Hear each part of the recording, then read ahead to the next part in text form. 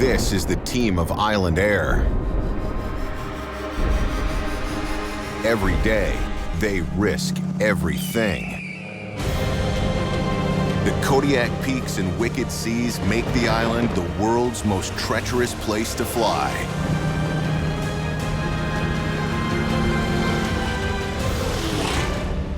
These are the tales of Alaska's ultimate bush pilots.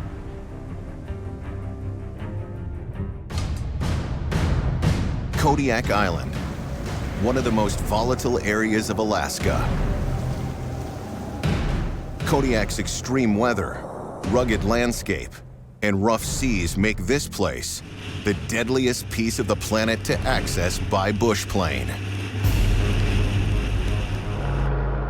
For over 30 years, we've got an annual coming up in about 2 months. Bob Stanford and Island Air have kept Kodiak running. And all summer long, this plane's been working hard. 3-1, go ahead. From flights to remote villages, to transporting hunters and anglers on adventures of a lifetime. All right, guys, we're ready. Let's load up. Do it. Let's go hunting. Here down in there, the fleet consists of a Piper Cherokee 6. We've got a de Havilland Beaver on floats and a Britain Norman Islander. They're all very tough airplanes. They're your pickup trucks of the north. Yeah, we're just dropping off mail. I think we got a little bit of freight for them. It takes more than just machines to make this business work. So the wind is going down, which is good. Emily Pack is the dispatcher at Island Air. We're not moving. She keeps everything on the ground running smoothly. I love Island Air. We're all a big family and we watch out for each other. In the air, Bob has veteran pilot Eric Howard. I wanted to fly here in Kodiak for the challenge. Lots of adventure around here. Float plane pilot in training Peter Rosendahl. I'm the pilot, I'm the cargo guy. Got to be a jack of all airplane trades to do the kind of flying up here. We're a lifeline to everybody out here. That's the story. Here you go, Shannon. Here's the last of it. I like flying. I always have. That's where I go to my happy place. Beaver's a 54, Pilot's a 56. They're both good years. Yeah. So.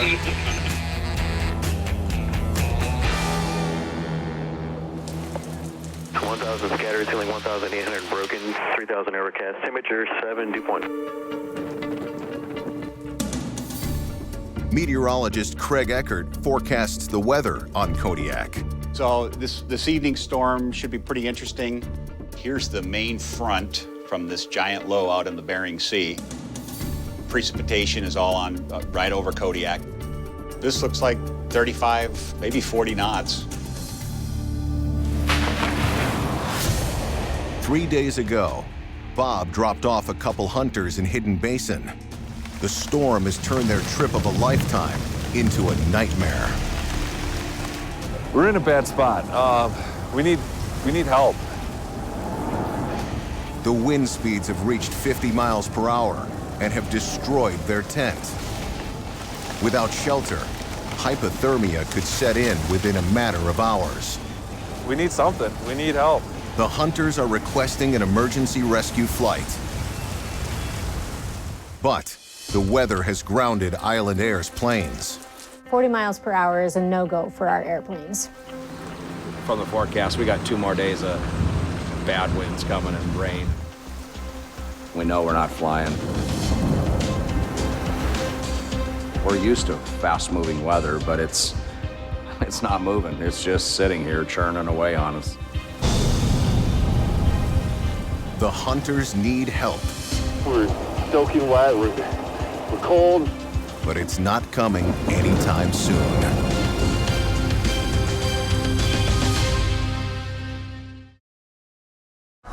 Alaska's Ultimate Bush Pilots is brought to you by Kawasaki and the new Mule Pro FX.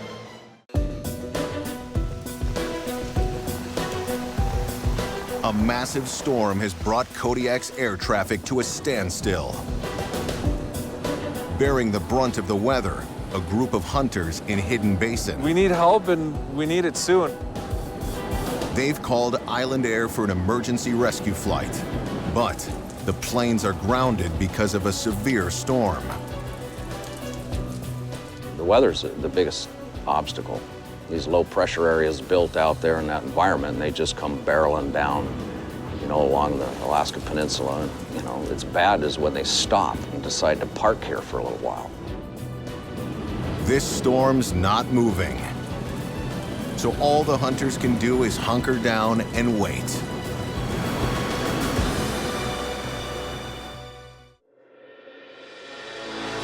Overnight, the storm has slowed slightly, giving Bob a chance to rescue the desperate hunters.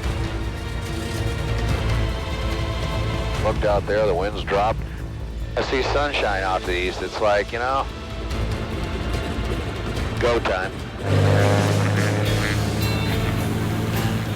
Kodiak Tower, Beaver, 47 Alpha Kilos, basin outbound Middle Bay. Yeah, copy the Beaver, we're clear.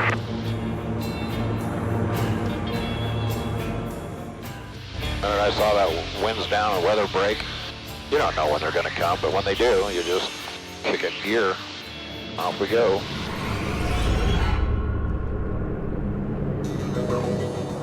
Temperatures dropped to 39 degrees last night, and the island was pelted with 3 inches of rain. They probably had potentially a pretty miserable night. Bob has no idea what shape the hunters are in. We're breaking records with rain, wind, and we've got nothing but rain and fog ahead of us. Well, just looking at the rivers right here, there's a lot of water here. I mean, these overflowing their banks. I'm expecting them to be right into this area. But on this 3,500 square mile island, locating a few hunters is like looking for a needle in a haystack. Oh, there they are.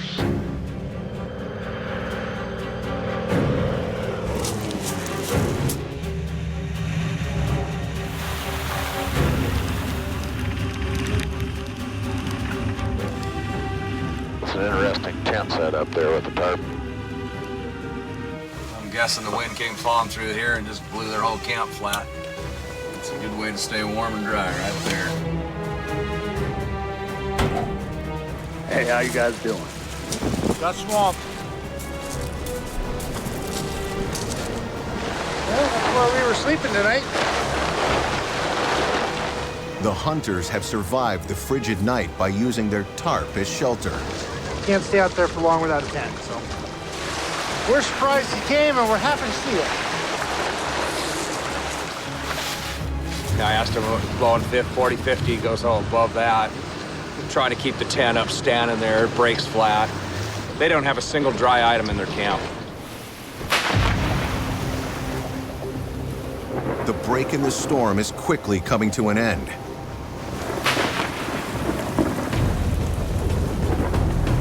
Angry skies are lighting up the horizon, and the wind speeds are ramping up again, making takeoff a challenge.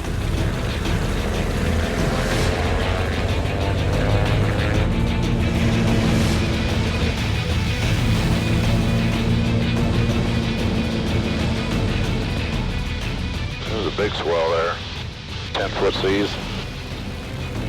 I thought it died down, but it must have been just for that moment. Now the question becomes, can they make it back home?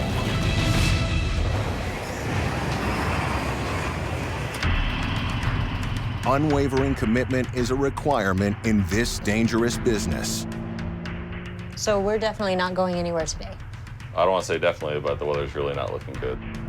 Every day, the pilots are faced with life and death choices, dangers that Bob knows all too intimately. Antone Larson. It happened June 30th of 1995. It's one of the few dates I can remember.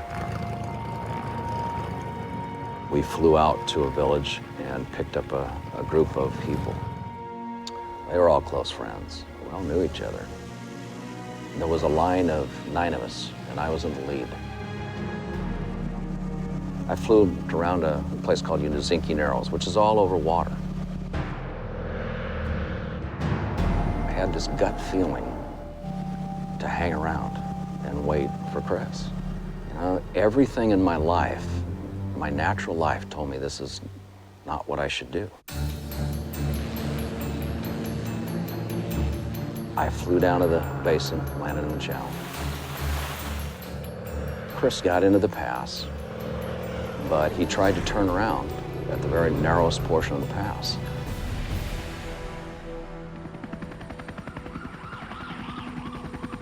About 10 minutes later, I heard all these sirens headed back up there, just going by me. And I knew right there. You see crosses on the side of the hill. I see the faces.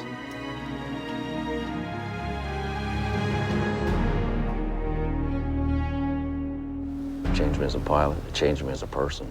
You know, it affected me. It still does.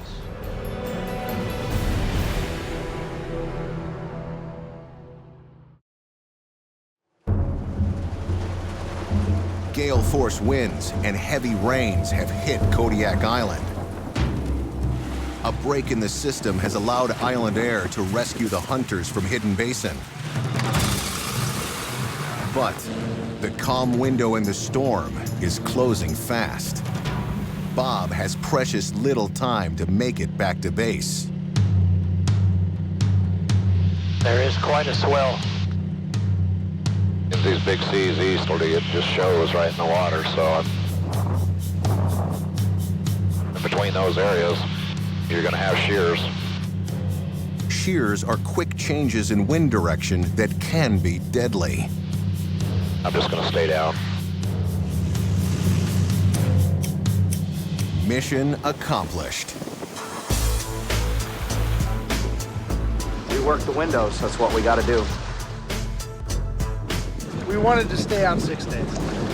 The campsite got flooded, and this morning about 4 in the morning, we got a gale force wind in, kind of broke the tent up. It was so great to hear Island Air today. The plane, boss!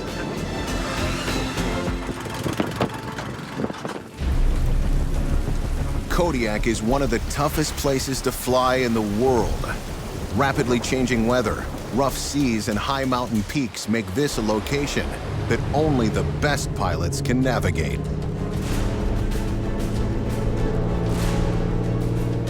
I would say we average 75 hours of training. And it takes probably a month and a half, 2 months to get a pilot online. Hey, Bob. Working for Bob's unique because he will take a brand new pilot to Alaska and train you up from day one Alaska flying. Let's go on down and we'll see how you do. I started flying in high school in Richardson, Texas. My dad was an airline pilot. His dad was also a pilot. I always wanted to be a pilot, so I packed a couple bags and moved to Kodiak. So we might just do a couple of loops around. I'm sure my grandpa's looking down on me, really stoked on what I'm doing, and my dad's always excited to hear my new stories. Let me show you something on this line. Island Air only accepts pilots who have finished traditional flight school. They need that experience under their belt before they can tackle a float plane. All right. When you get into the Beaver, there's no wheels on it, it's only floats. The idea is not to fight Mother Nature. You want Mother Nature to do the work. To do this job, you need to be pretty confident in what you do.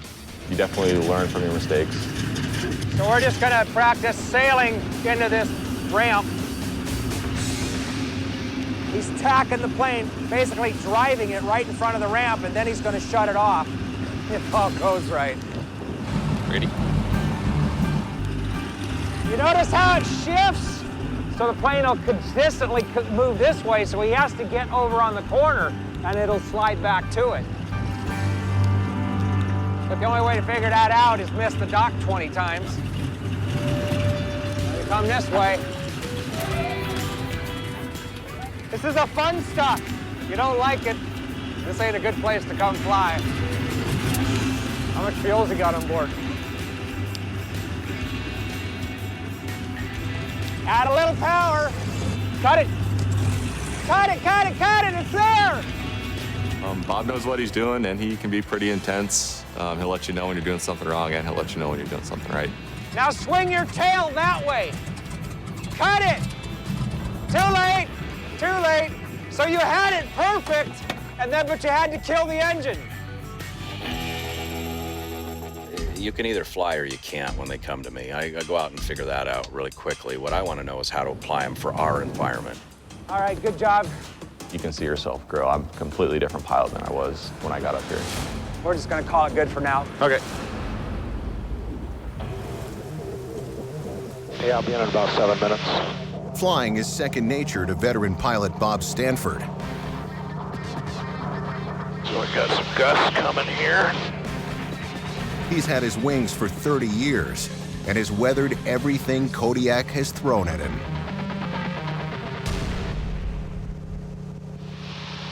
Been a little overrolled here. But at any point, things can go south fast. Yeah, we've got a little problem with voltages going up too high. It should be around 27 volts. And we're up to 33. That's why my light's on. Bob's alternator has suddenly stopped working. A huge problem. With the alternator offline, the sole source of electricity is the Beaver's battery. There's always adventures. His first step is to hit reset to get it back online quickly. I'm not going to take a chance. I'm just going to shut off. I don't want to cook a battery here. Bob must conserve what power is left in case the alternator doesn't reset. So I got my alternator shut off, but if I shut my master off, my GPS goes down. You know, I've got my chart right here. You go right back to your old school, what you need to do.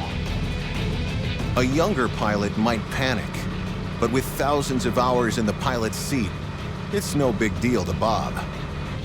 It's just a machine, so it adds a different quirk and you deal with it. The good news is Bob's got Peter flying with him in a second plane. The bad news, the fog's rolled in, and Bob has lost sight of him. Do you have me in sight? Nope, I don't. Okay, then I should just be a little bit ahead of you. I do not see you.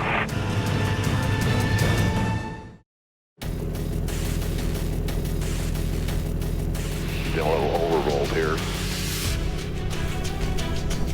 While on a routine flight, Bob's alternator has mysteriously stopped working. No, it's not coming back online. Without an alternator, Bob must conserve what battery power he has left. I'm just going to shut off. I don't want to cook a battery here. Bob knows Peter is close by, but can't make visual contact. Even though they can't see each other, constant radio communication helps them avoid a mid-air collision. Do you have me in sight? I do not see you. Nope, I don't. Okay. Yeah, I couldn't hold it, so I'm coming around. See what we get when we get up here, I guess. Let's go another 100 yards. I think we're just gonna keep heading this way. To make matters worse, the storm is beginning to hit again, and this time, with a vengeance. Come up a little bit now. Not gonna get in a hurry. Never hurts to ask the good Lord to be on your side, too. Keep us safe. 40, 45 out of the east. Come on, baby. Finally, Bob sees a landmark he recognizes. Just went by the point there. Okay, then I should just be a little bit ahead of you. Bob finally puts eyes on Peter. Okay, I see you now. We're almost there. You know, I've got several more trips down this direction. I personally don't think I'm coming back down. It's just too much.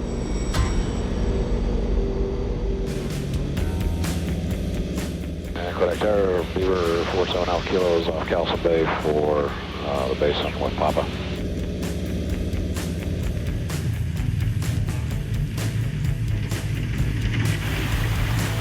Good to have this one done.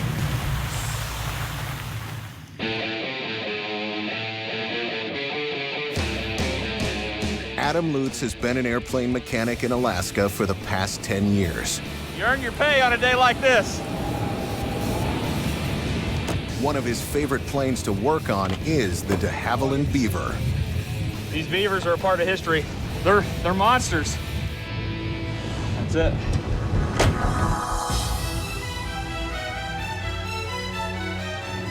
I trust the Beaver. It's tough. It's got a lot of power. You can have things go wrong, and it's just gonna keep going. It's just a badass.